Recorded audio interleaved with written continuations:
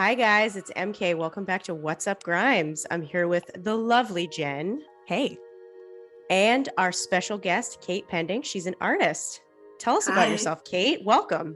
Hi, thank you so much, guys. It's a pleasure to be here. I think the podcast is absolutely brilliant, by the way. So I'm super glad you guys have got that set up and running. I really enjoy it. So it's an absolute pleasure to be here. Thank you. So yeah, my name's Kate. I go by the artist name of Kate Pending, and I've been making digital art for the last 5 years or so since I got a digital drawing pad, and I was making art before that as well. But the digital drawing pad is a game changer. It can make the possibilities endless, which is amazing. It's so much easier than pen on paper because you can change things, That one line that can change the structure of the face is no longer that one line. You can draw 10 times until you get a really perfect line. So I've been making collages, illustrations, animations, and more recently AI art as well.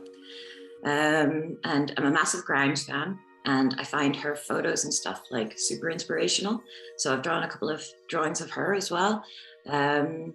And part of that was me wanting to learn how to draw faces better and hands, because I find both really challenging.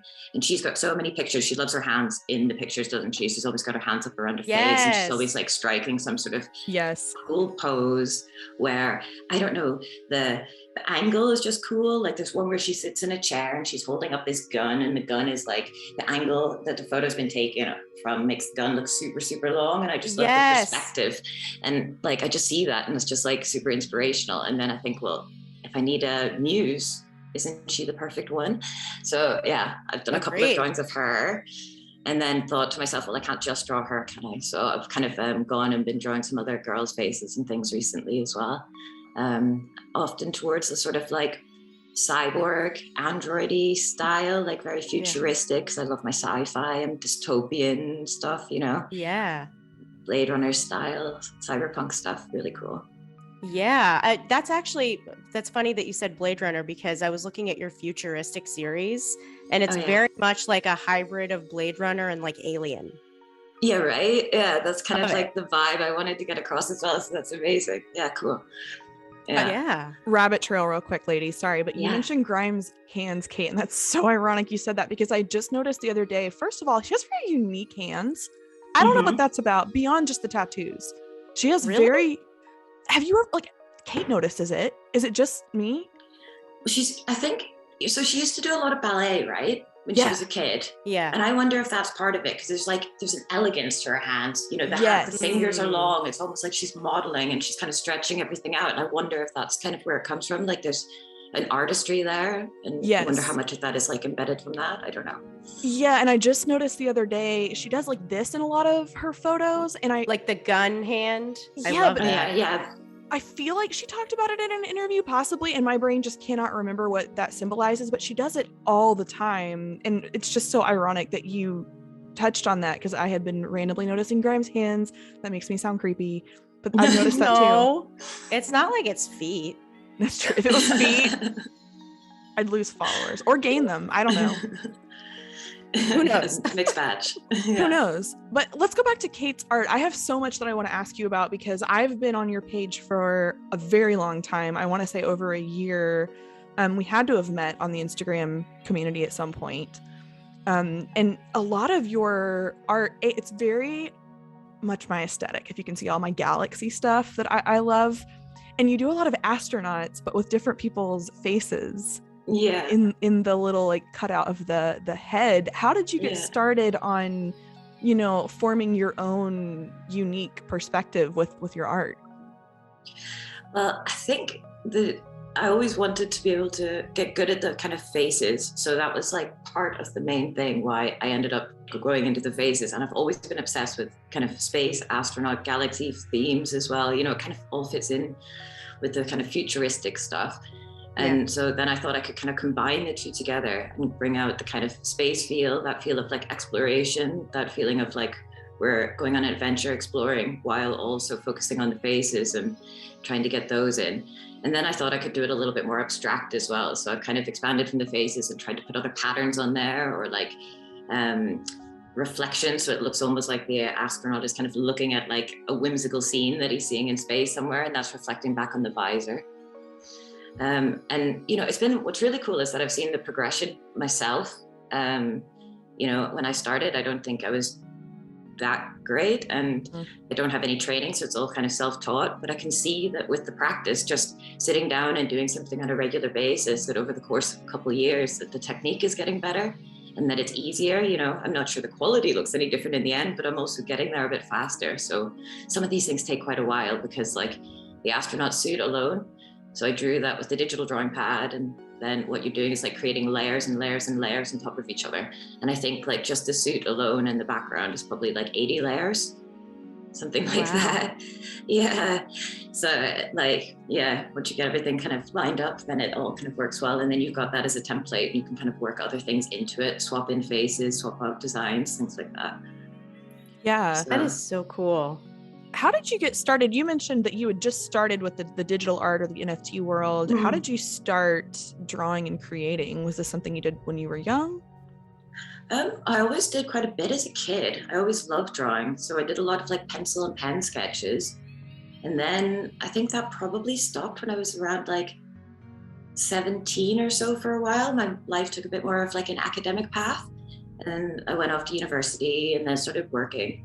And I probably didn't really commit to any sort of art for about 8-10 years. And, at the end of that time, I was like, I really felt like something was missing in my life, and I was feeling really like a bit sad and depressed. And it wasn't the job per se. It was just that there was that like outlet that was missing, that creative spark. And so I decided, I need to do something just for me, just for myself, so that I can feel like I'm still growing and developing and doing something that, it's not just watching Netflix in the evening, where I can actually see a product at the end. Yeah. And so then because of that, like got the digital drawing pad, and also got Ableton as well, the software for making music, same one as Grimes. So I got those two things, and that has just like opened a window of possibilities. It's amazing, because what I can do between those two things can keep me busy for years. And so as soon as I got those things set up, I just started trying to, like, in the evenings, even if I'm feeling tired, take the 20 minutes, get my stuff set up, and then make something just for an hour or two. And then I feel that kind of self-satisfaction that sometimes is missing when I don't do that. So even if it doesn't feel great at the time, it's about how it makes you feel afterwards and how you spent your time. And I think that's like, it can be super rewarding. Yeah. As a kid, we're involved in so many different extracurricular activities and art that, you don't really notice something's missing until you're older and life happens, and then something's not there. You don't absolutely. have that creative exercise you're doing every day to kind of feed that need. So when you actually transitioned to the digital pad, what brought you there? Like what made you decide to purchase that and explore that? That would be my partner. So I should say husband, but the word still sounds weird to me. It sounds like too stiff and grown up. So, but yeah, he is my husband. So yeah, my husband had one, and I just like, and he's an artist and designer, and like I could see what he could do with that, and I just thought, oh God, if I can get on that boat, that will make things so much easier, because I can take the same image and I can spend 3 months on it, and if I don't like certain parts of it, I can just delete them all and start again. Whereas when something's on a canvas, that's just not really an option. Yeah. I never really thought about selling any art before. It was always just something that I did for myself in my own time. And then I kind of learned a little bit about the NFT scene, and I thought, okay, well, just as a complete experiment, I'll get a Twitter set up, and recently set up an Instagram as well. And just thought, okay, I'll share these things and just see how it goes. And I'm actually like, it's been amazing, because the NFT community, like, they're super supportive. Everyone's so lovely. I've made friends with so many nice people across the world who are all so talented. And it's really nice to see that people appreciate what you make as well. Like, I never expected to have anything over 1,000 followers anywhere. So like, the whole experience has been super cool. And I've been lucky enough to sell a few pieces, but that's really not the end goal for me. The whole thing's just more of an experiment, just to just to see how it goes, basically. Yeah. And I mean, either way, I'm going to be making the art because I think it's a good thing for me to do. But then having positive feedback from people that you don't even know is like, it's a bit of encouragement, you know? It's like encouragement to keep going and like try to get better and try to keep improving and show people what you can do. Absolutely. And I love, before we segue, I love what you were just saying and what MK was just talking about, where Kate is also in her 30s, as well as me and MK, some grown adult ladies Yeah. hanging out on a Friday, late. But anyway, that's why MK and I even started this podcast, was because there was something missing. And I obviously had my memes page, but that's not the same as engaging yourself intellectually, or having that like social outlet and feeling like there's another part of myself outside of what I do for work, which is really tough as you get older. So love that. That segues us to the NFTs, because when MK and I really wanted to do an NFT episode, and we were both like, what is that? Huh? And then when we Googled it, we both sat here and we're like, what is that? Yeah. So Kate, we're really hoping you can explain to us what an NFT is. In grown adult layman's terms, yes. please. Okay. So, okay, I'll do my best. So NFT, first of all, it stands for non-fungible token. That's already a bit of a mouthful and already not like super helpful. So I guess first of all, you have to know what fungible means. Yeah. So like something that's fungible means that one thing is worth the same as another. So if you look at like fiat currencies, you look at dollars, pounds, euros, £1 is £1, right? $1 is $1. And if you look at cryptocurrencies, Bitcoin, Ethereum, something like that, one Bitcoin is one Bitcoin. Non-fungible means that each thing has its own worth or its own price. So it's essentially a piece of art on the new internet that is, can be worth a different price to the next piece of art. Now, NFTs aren't just art, it can be anything. So at the moment, the whole space focuses mostly on art, digital art, but I think music is becoming a big thing. So lots of people are starting to make their music into NFTs. And there's even been a couple of people, I think, who have like started trying to put their houses for sale as NFTs. So the reason, for this, so basically where this all comes from. So this whole space, the umbrella name for this whole space, like NFTs, blockchain, is like Web3. And Web3, so right now what we're using is like Web2, internet. And that basically means that we are using an internet that is run by a few large companies that kind of have control over everything, more or less, you know. Excuse me. And the idea of Web3 is basically a kind of decentralized idea. So you're giving power back to the user. So for example, if I wanted to buy a piece of art from you, that I'd be able to buy it directly from you rather than us having to use, say, Etsy or something as like a middleman.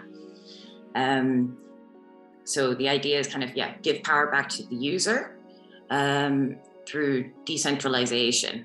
And the reason like blockchain is in there is because when you make an NFT, you're making a piece of digital art that gets recorded on the internet. So as soon as like you load it on there, it's like given an ID, and then any transactions for that piece of art are recorded permanently. So if you sell it to somebody or transfer it to somebody, there's a record of that. Whenever those records, whenever there's enough of those records, say 10,000 records, they're bundled into a block, and then that's considered block one. And every transaction that ever happens on that blockchain is then recorded after that, and they all get set into little blocks. So that means there's like a permanent record of where this item started and every movement it's ever made. So it could be super interesting from like a housing point of view and things as well, because there's like all over the world, there's, you know, disputes about like who owns what land. And if you can have a permanent record that shows clearly who owns it, that could be really interesting. And from a crypto point of view, like there's a lot of people that don't have bank accounts. And so then I think crypto could be really useful for them because they can buy in, have money, and they don't have to worry about getting approval from a bank to have it. They can actually be the owners of their own money. So I don't know how well I explained that. Okay. Very well. No, yes, but it's blowing my mind.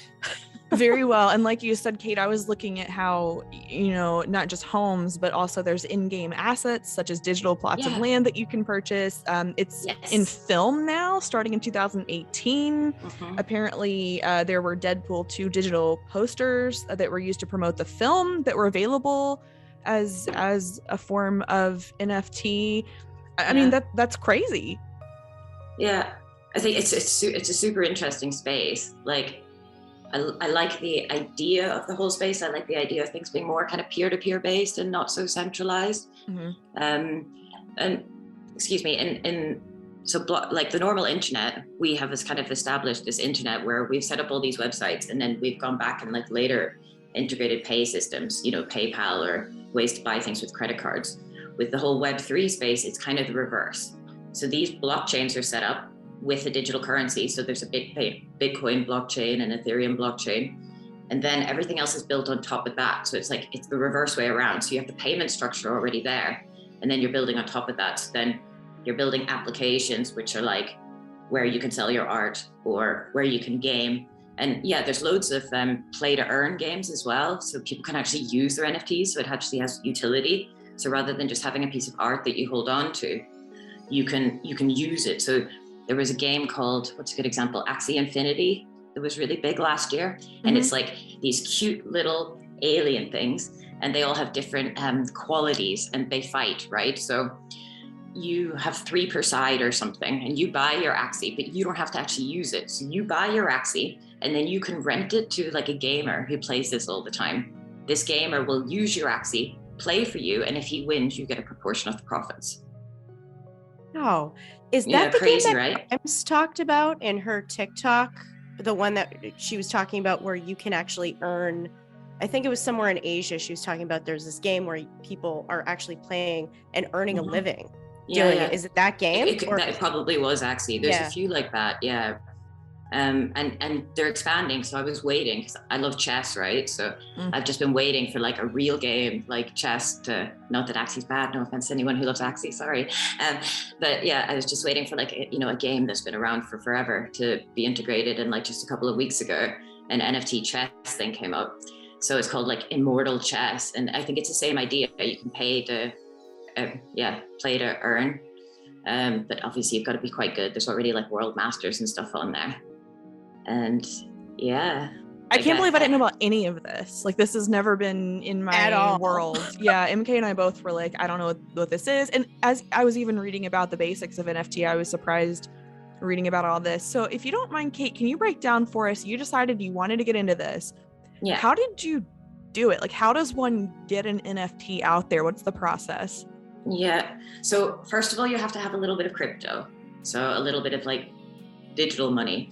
It's your choice what you buy. None of this is financial advice, by the way. Trademark. Exactly. So yeah, you basically need to find, first of all, an exchange. An exchange is somewhere that you can basically upload your dollars and then decide which cryptos you want to buy. Most of the stuff at the minute is running on Ethereum. I mean, there's lots. There's like Polkadot and Solana and Cardano, which will be running like NFTs very soon as well. I mean, the whole space is going to be quite big and there's going to be a lot on offer, but Ethereum is still kind of the main player at the moment. So you basically need to upload some money to an exchange, buy some Ethereum, then your Ethereum is in an exchange. Then what you need to do is get like an online wallet and send that money to an online wallet. Once it's in the online wallet, you then have access to basically any of the websites that will connect with that. So all those different websites selling NFTs, they've got like 3 or 4 different wallets that you can use to connect. And then you register yourself there. Every platform has a different policy. Some you pay per piece to upload them. Some you pay like a one-off fee once, and then you can upload as many pieces as you want. Some of them take fees then as well when you sell a piece. Some don't seem to take as many. So you kind of have to, go through the pros and cons of the different platforms.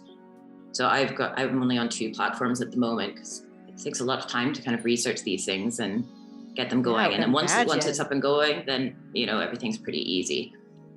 Which sites are you on? So I'm using OpenSea at the minute, which is probably one of the biggest. It's quite nice because you only pay once when you sign up and you can put as many pieces of art on there as you like. And there's also like a a creator fee that you can set. So for example, if I sell a piece, the first time I'll get the price, I'll get the money. The second time I can get a percentage of it. So if they sell that piece of art onto somebody else, I can get like 5 or 10%, something like that. You can set that fee and see how much you want to for secondary sales. So that's also quite cool. And so there's OpenSea and there's Foundation. I'm on Foundation as well. And it was previously sort of invite only and quite a select community, but I think it's got a bit bigger now, which is good, because I think, you know, these sites need to get the volume. They need to have more people using them and interested in them. Do you connect with other artists on these platforms, or is it just on other social media? Like, how do you, you know, talk to other people in the community? Mostly through Twitter, I would say. Twitter seems to be the main hub, as from what I can tell, for sort of the NFT community. With certain sites, like with Foundation, you can follow individual artists, but with OpenSea, you can't really do that, I don't think. Or at least I haven't been able to do it with ease. So yeah, there's a way to connect with them there, and all the handles are there as well. So if you find someone on one of these NFT platforms, then you can link to their Twitter or their Instagram, which is quite good, because then you can learn a little bit more about them, you know. While I recognize this is a hobby for you, do you find that this has been lucrative for you, or it gets you some nice gas money? How's it been? Enough that I would call it pocket money. Yeah. So, yeah, I mean, I can't complain. You definitely can't live off it. Like, I've earned maybe an equivalent of a 1 month salary in 18 months. Whatever, it's still money. Like, Yeah. So that's okay. It's a bit of money on the side. I can't complain. And I mean, that wasn't the goal of this in any way. So yeah. So it's nice when it wasn't your goal to make money, but your hobby just happens to be a way that you can also make a little bit of pocket cash for, you know, going out to eat once in a while off your own salary. I think that's great. Yeah, exactly. So I mean, fascinating. Go ahead, MK. Before we started recording, you guys had briefly discussed something about NFTs impacting the environment, and I have no idea what that means. So please do tell. So yeah, it's not a dead simple topic, but like, I suppose as an overview, basically what they're talking about is how much electricity the blockchains need in order to function. So every blockchain is a little bit different. So like Bitcoin is the original, like the first blockchain, the first asset that's been used, that's been sold. Their whole system is considered a little bit slower and older and clunkier maybe than some of the newer blockchains. And they, when a transaction goes through, like if I buy some Bitcoin on an exchange, then that is recorded, and then for these, and then I sell it to somebody else or whatever, these transactions all have to be verified to make sure that they can go through. Mm-hmm. So in order to verify them, like, they have different ways of verifying them. One's called like proof of work, proof of stake, proof of authority. Depending on which one they're using, it uses different electricity amounts. So proof of work is meant to be like the most secure, and I think the principle is basically like a transaction goes through, and for it to go through, it gets pinged out to, say, 20 different people, different computers. Their computer runs something in the background, checks that the transaction's legit. If all the 20 computers agree that that transaction's legit, the transaction goes through. So that uses a bit of background running power. And I think then different blockchains have maybe swapped from proof of work to proof of stake, which just means that the way they verify it, the number of computers they check it with will be slightly different, and then they'll be able to use less electricity. So that's basically where it comes from. And because of that, then most of these blockchains are looking at how they can change the verification method so that it stays safe while being less intensive on the environment. You explained that perfectly, because I had written down a few facts about it, and you just hit on every single fact. I read, following up on that, to put it into perspective, the daily carbon footprint of Bitcoin, for example, and Bitcoin is a proof of work blockchain, like you just mentioned, is the equivalent of watching 57,000 hours of YouTube videos. And its daily electricity usage is equivalent to the amount of power in an average American household that they use over the course of 25 days. So it could be argued the environmental impact of NFTs is similar, as it uses energy intensive computer transactions to authenticate and sell the art, like you just explained. Of course, I knew none of this. I just saw people coming after Grimes occasionally on Twitter about it. And so this makes sense. Yeah. So, I mean, I think it will become less energy intensive in the future, and they're working on ways to do that. But I can also see that it does need to use a bit of electricity, because you also need to make sure that everything is being done safely, that it's being verified properly. Yeah. But yeah, it's not totally straightforward. And I think when you're comparing it to other things that we're doing in the world, like the expenditure is like quite low, but it's just another point for people to jump on, because I know some people, the space is still very new and there's still a lot of development. And when there's development anywhere, there's also doubters and there's also scammers. And so, you know, it's just kind of watching how it goes, but hopefully that will get better with time. And we should also mention that Grimes is also into NFTs, right? So yes. I don't know, do you guys know she had an NFT drop last year, right? Yes, she did. Right? Yeah. So I think from what I'd read, she made something like 6 million, which is absolutely insane. And that was in like 20 minutes. Mm-hmm. So yeah, she had like a collection of videos and photos, and some of them were like 1-to-1. So it was like one edition, like one photograph or one image that she'd made. And I think one of those sold for like the same price as a house or something, like 400,000. And then she had 2 videos that were like called Earth and Mars.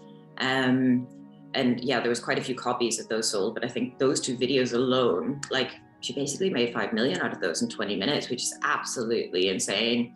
The collection was really cool. I don't know if you guys have seen it. She made it with her brother.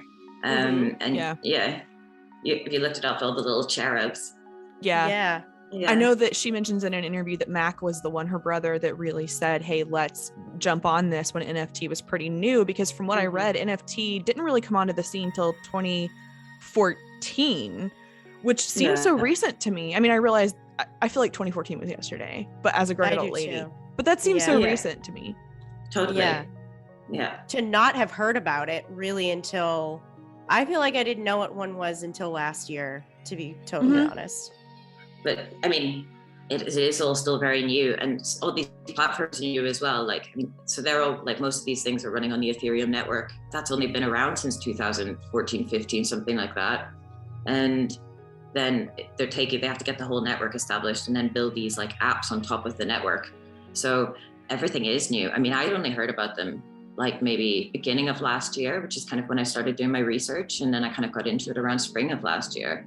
And I think it's only really been in the media for like 6 months or so, maybe a year. You hardly ever hear about it. Crazy. Like, why haven't we heard about this sooner? You know, like, it seems like something that would be promoted at least by like, 2016, 2018, like as someone that follows new trends, you would think it would pop up somewhere. It's very like almost like a secret society. I think it kind of follows the ebbs and flows of crypto a little bit. So like one of the things with crypto is, because the whole space is so new, is that it's also very turbulent. So you're watching prices like swing from highs to lows that are insane, and I guess then when NFTs started entering the news was also when Bitcoin and Ethereum were at their all-time high. So I think people were kind of like all very excited that it was at an all-time high, thought it was going to go higher, and then they started making NFTs and selling money and making money off that. And then so suddenly everything was in the media, and then everything crashed with the economical situation again, dropped back down really low, and suddenly no one's talking about it anymore. But it's going to go in ebbs and flows until it's a bit more established and people believe in it a little bit more, I think. It's interesting that you said that, because the first time I heard about NFTs was from Grimes, because people were angry that she had made that $6 million off that, because I think at the time she must have been with Elon. And so that really pissed people off. Was she already with Elon? Yeah. Yeah, I think so. I think that's why people were so angry. And I remember seeing the comments on TikTok about it. And at the time I remember thinking like, why is it anybody's business if she, financially like financially gains from her art? And I thought that was really strange at the time. Somebody's going to argue with me about this. And then the next time I heard about NFTs, I want to say it was EDC, I think, was the one where she dropped the last NFT, which was War Nymph. Mm-hmm. And I heard about that because I looked it up. I was going to talk about it on a live stream on my page, and there was like no information about it. You could find like the company it came through and like how they dropped it, and then nothing else. And then I didn't hear anything else about it after that. And I follow a lot of Grimes fan pages, and I'm like, who has this? Yeah. Like, anyway, back to the trend has about an NFT. I'm surprised she hasn't done more as well, because, you know, people obviously love her art. I know. And like, it's one of the things I find amazing is that she's so sort of multifaceted. You know, it's not like most people have somebody that does everything. You know, they've got one person who does the art, one person sings, one person's writing the song, one person's playing the drums, whatever. You know, she's doing this all herself, and she's even like involved with, you know, the music videos and stuff sometimes too. I find that like also inspirational. And like, how cool is it that she's able to be good enough that she can make her own art, her own album covers and stuff. And so people like that, right? I mean, I think that's amazing. So, and if she's doing so well with the art and people like it, how come, she hasn't done more NFT drops? And especially because, I mean, what I read said that she'd made more from the NFTs than she had from her entire music career. Yeah. So if she wants to just make more music and she wanted like super elaborate music videos and things, then there's the money for it right there. I wonder if it's because she's concerned about the environmental impact, because that's why she won't put out merch either, is because she was so upset about the cost environmentally of the merch drop. But I've wondered the same thing, because if I was going to buy an NFT, it would for sure be from a Grimes drop if I was going to buy one. MK and I would figure it out together. It would take us like 3 hours to figure out how to buy one.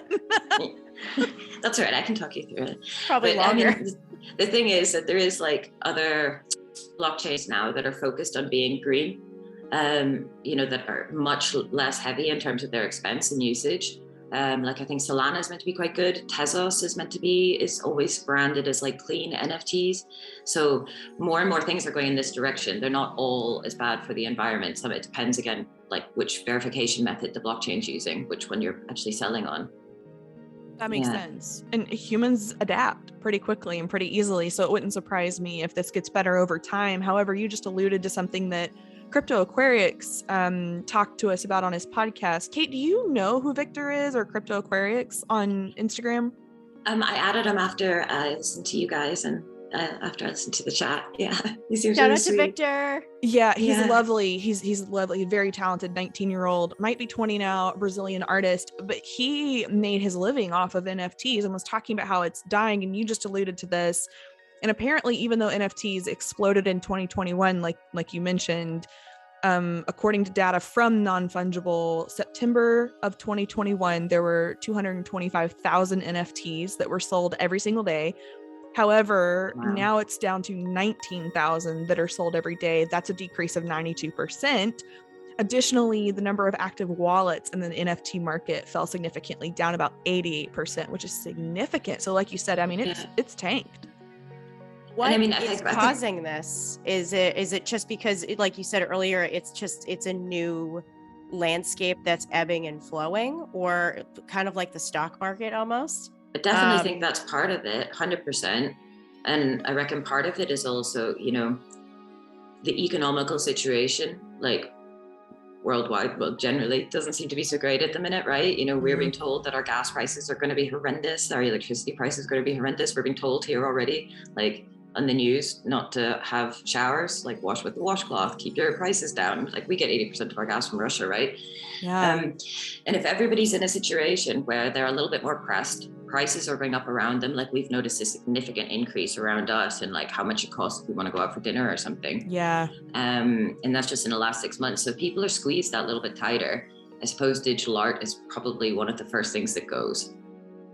I don't know if we mentioned this, but Kate is in Berlin and we're in the United States. And even in the US, it's amazing if you go out to eat, if you even go to like McDonald's, it's like $10 for a meal at McDonald's, which is really due to inflation, but it is incredible how much prices have risen. So that makes sense that NFTs would follow that trend.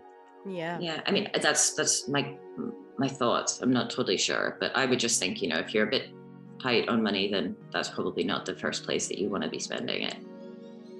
No. Yeah. And I would imagine the 19,000 that are still being sold are people that are known. Like, I think Grimes sold what she made because she's Grimes. You know, there's a name, there's a brand attached to it. So I would assume that number is mostly people that are just famous, you know, that are getting into this new thing. Yeah, I imagine so, definitely. And there's certain NFTs that have kind of like, you know, hit international trends. Like there was the Bored Apes Yacht Club where everyone has the picture of a monkey, different monkeys. And those were crazy for a while. I mean, people were spending like 100 ETH or more on one picture, and an ETH is like 1,500 or something in worth. So, and that's for like one picture. For a picture of a monkey. Yeah, totally. I think the idea of it before, the idea originally was like they were then going to have their own little metaverse space or something, like a Monkey Island where you could go and your monkey could be like your avatar, I think. But then that never actually came to fruition. So it's just a load of people with very expensive monkeys. Guaranteed Grimes owns one. Come on. You know Grimes owns a monkey. She might do. Yeah. I know there are other really popular ones, and I can't think of the top of my head. Kate, do you remember? I know the monkey ones. I remember seeing those. But there's like others that have come on the scene from time to time that I've seen kind of float through the news. Yeah. I was just going to say the only one I've ever known is Nyan Cat. Oh, yeah. Because my son, like, you know, and you get stuck in your head. Like, yeah. Yeah. They're cute, aren't they? They're really cute. But again, same thing. Yeah. It's more of a trend than anything else. You know, I think those things take off and they go absolutely crazy. I don't know how long they can hold that for, because I don't know who has that much money to spend on that sort of picture, but that's cool. Yeah. Yeah. I mean, you do you, folks. If you got money out there, you can share with MK and I. We will give you somebody's Venmo, either MK or my Venmo, if you'd like to donate to the Jen and MK NFT podcast. Go for it. You guys are cryptocurrency set up. You know, you can set up your own crypto. So that would take us hours. You should see. Okay, so Kate, when MK and I first tried to record, we set up our first podcast and we're like, okay, we're just gonna show up. Oh my god. And it took us 45 minutes. And I'm on Zoom every day for work. But it took us 45 minutes to like set up the Zoom properly and like record it properly. It was embarrassing, I think. We're both grown adult people who have worked remotely and know how to do these things. It just happened to not work. Yeah, okay. So we'll use you if we ever decide to do that. Yeah, okay. We'll use you. But I want to go back a little bit to Grimes, because we'd be remiss if we didn't talk some Grimes and your love for Grimes. So Kate, tell us a little bit about how you found Grimes. I don't know exactly how I found her. I've always had quite an eclectic music taste. I know where I was at the time. I was living in Bristol in the south of England, and I found her and I just went down this little rabbit hole. Like, so it was around the time Visions came out, and I remember watching like Genesis, and I just thought that video was like so cool. You know, her just meeting some people at a party, being like, I'm filming a video. Do you want to be in it? They all just drive out to the desert, like randomly dancing and stuff in the desert, and then she sets that sword on fire and stuff. I was like, this is epic. And then I saw Oblivion, and that like as well, like when she's standing there in that cute little tutu, and like those muscly men are in the background like pumping iron in their towels, and I was like, I don't know, there's just something about the contrast and aesthetic, and I was like, this is amazing. Who is this girl? And then I just like started watching all the videos I could, every little interview, and like all these live shows. And I think two of my favorite were like, there's the one where she plays on the rooftop in Mexico City. Yes, Crystal Wall. Yeah, right.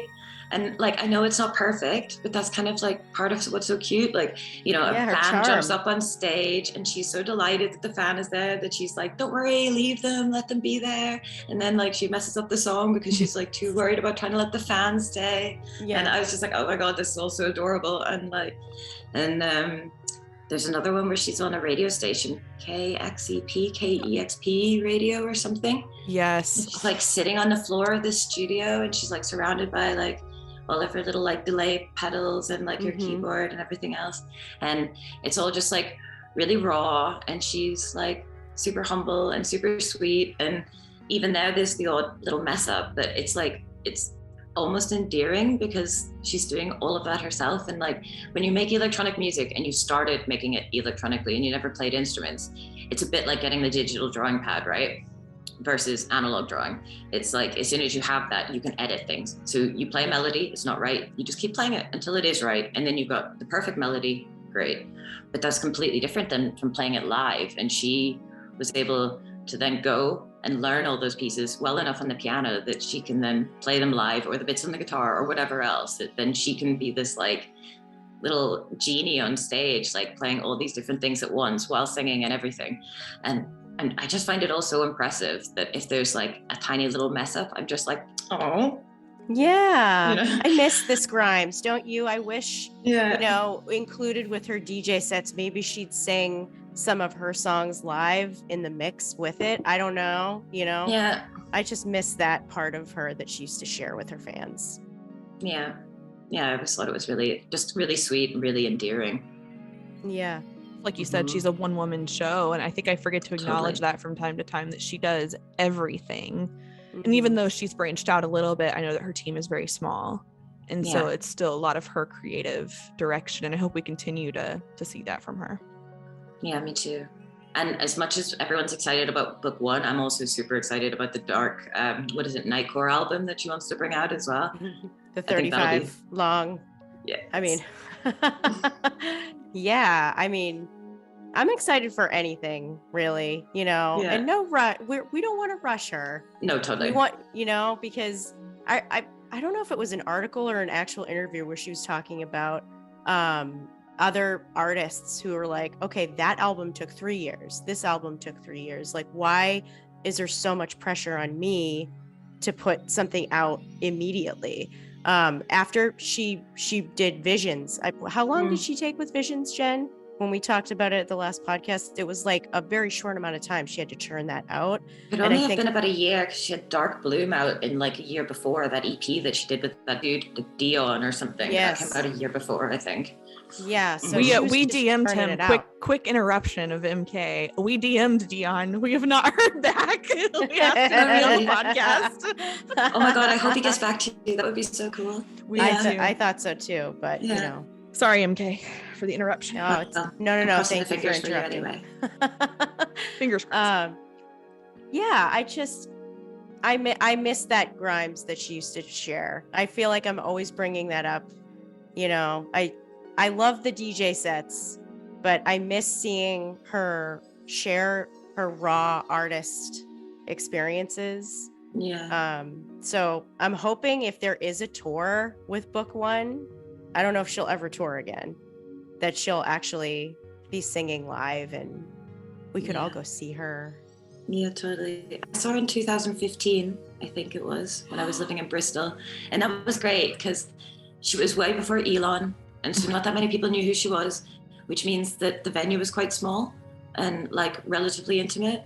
And it was really cool. And like just before it ended, like she was like last tune or whatever. And I was like to my friend, oh my God, we have to run out the back because she's going to get in the bus straight away. And I want to be in front of the bus in case she comes out. I didn't see her. And I was totally geeking out. I was like, I love it. I love you. I love you. Yeah. Oh, that would be us. And I've heard from another fan, somebody DM'd me like a year ago and they had seen her the same time you had, but differently. They were ashamed of themselves because they had stood outside her bus waiting for like 2 hours after security was like, she's not coming back out. Like she's done for the night. And they stood out there and waited. And I'm like, that would have been me too. Like that would have been me as well. Yeah. Come on. Like, I'm not creepy. I promise. Back. Yeah, totally not creepy. Totally nice. Swear. Just want to say hi. Right. Yeah. Exactly. So I'm jealous you got to see her live, because what I've read recently from people who have been to her DJ shows, first off, I'm like MK, where there's a reason why in that TikTok that I did, the only TikTok that I've ever done, I said something about she's DJing now. Is that what we're doing now? Because that seems like is this the new thing? Like, are we not going to perform live anymore? And I read from some of the people that went to the festivals that it was like herding cattle to get to Grimes because she was so popular, that they either didn't get to be in the venue space due to crowd control, or it was just like so packed that it was difficult to even see her. And I'm like, man, like when you saw her was the time to go. Yeah. best tour ever, in my opinion. Did you see Linda? One of the dancers? I can't remember who was on stage with her, and I can't remember who her support was either, which is terrible. I don't know if that tour was with Hannah or with somebody else. Linda's the one that you were interviewing last week, right? Yeah. Yeah. That was really cool. She seems super nice. Yeah, what a dream. Imagine getting to tour with Grimes. Yeah, and like, everybody says amazing things about her, like that she's humble and sweet, takes care of her people, and you can see that in the performances too. She thanks everybody, is like stops the show to make shout outs to the people involved. Like, she just seems super duper professional. Yeah, totally agree. It must have been so cool for Linda. I think I didn't realize how young Linda was, MK, when we reached out to her. I didn't expect her to be 28. Yeah, 28. She's super young. Yeah, I don't know why that surprised me. I think I thought that tour was like further like in the past than I thought it was, but she was really sweet to talk to, and I can't imagine what it's like. You tour with Grimes before Grimes really even hit her peak, and then all of a sudden now you see that she's exploding, and it must be so fun to be part of that. Of, oh yeah, I'm in her history and I danced for her at one time. That must be really interesting. Yeah, like canon, totally. You know, like you're in her videos, you're on the tour, like constant live shows, like all over YouTube. Like that's kind of what I found first, that tour. Or like there's so many videos of that tour. Just incredible. We finally got to interview an old school Grimes fan. We've been waiting. Excited. Waiting. Yeah, I'm surprised actually. I thought there was more of us out there. No, there is. I think that everybody should join the crew. It's a great crew to be a part of. And how nice is this community as well? Like, because I think you guys have had such nice people on here, right? So I've reached out to a few people after, like, I've heard the podcast, and everybody is just so lovely. Like, what a nice community and fan base here. It's so great. It's super lovely. And I think the reason why we haven't found many old school Grimes fans is because everybody's now a grown adult. And so, like you said, Kate, like it's so hard when you don't have like your own like hobby or your own community to be involved in with the Grimes community. And so the ones who do reach out to me that are like the old school ones are like living their adult life and just aren't online as much. And I'm like, come on, I don't care that you're like 45, 46. Like, exactly. Get back here. Like, you want to be on the news page? Like come on, we're super fun. So we've been waiting to talk to somebody because everybody MK and I talked to, including us, it's like, oh yeah, we found her in the Misanthropocene era. Everybody says COVID. That. Yeah. COVID. Like during COVID too. It's like unbelievable how many people found her during COVID. Like, it doesn't matter how they did, but as long as they did. Yeah. That's what matters. As long as they did. Yeah. Bring the love to the life, you know? Like put a little song on in the morning, have a little dance, get the good vibes going. Yeah. Yes, every day. Grimes. My husband can't stand it, but I do it anyways. Oh, brilliant. What's your favorite song? Oh, it changes, right? Like, I feel like there's songs that I didn't really get into at first that like I like now. It kind of comes back around. A good example of that would be Genesis. I was more of an Oblivion person from that album, and then now I'm like, I listen to that song. It changes. Like I shift which era and which type of song I like. You know, I mean, my go-tos are obviously like I'm Art Angels, like that's my ride or die. Yeah, I love that. I can listen to it back and forth, and I listen to it while I work out, do everything with that album. It's a good album. Yeah. What about you? What's your favorite song? Ooh, so I don't know. That is a really hard question. Right? So I'd say if I'm like, I mean, if I, sorry. Today, let's say today. Okay, Crystal Ball, which is actually from the Dark Bloom. Like it's super old, like 2011, right? But I thought that was like a lovely song, and I love Vanessa from the Dark Bloom as well. I think there's something like really like fresh about that song, just like really reduced and stripped back and playful and sweet. So I really like that as well. And Genesis and Oblivion, because it's the kind of time like that I found her, it always just, as soon as I put those on, I get transported back into that place. And I love that feeling, that the memories that come with a song as well, that you can just suddenly be back in another place, like thinking, yeah. Yeah. Reminiscing. We all know Jen's favorite song. Oblivion. Yeah. And it's funny that you say that, because same as what you just mentioned, Kate, about being transported back. And that was not one of the first songs I found of hers, but when you find a song that's so good that you play it so many times until you're sick of it, but it's like all you listen to for a couple weeks. I mean, really. Yeah. And that was when I found just Grimes. Repeat and repeat and repeat. Yeah. Over, and you can't get enough. It like touches something in your brain. And I found Miss Anthropocene first. I was in grad school, and I was studying for like my finals and like my licensing board exams at the end of my master's degree, and I needed to just like put on something, and that's actually how I found Miss Anthropocene. But then I started looking through her other stuff, and it's so cool when you find an artist and you're like, I like their whole discography. Give me more. Yeah, and Oblivion was like the one I found right after I listened to Miss Anthropocene, and like on repeat constantly the last couple months of my grad school experience. So like that's what I think of, like the day I graduated, I had it on in the car driving to graduation, and I will never get that out of my brain. Thank you, Claire. So yeah, nice. She's great. She's awesome. Totally.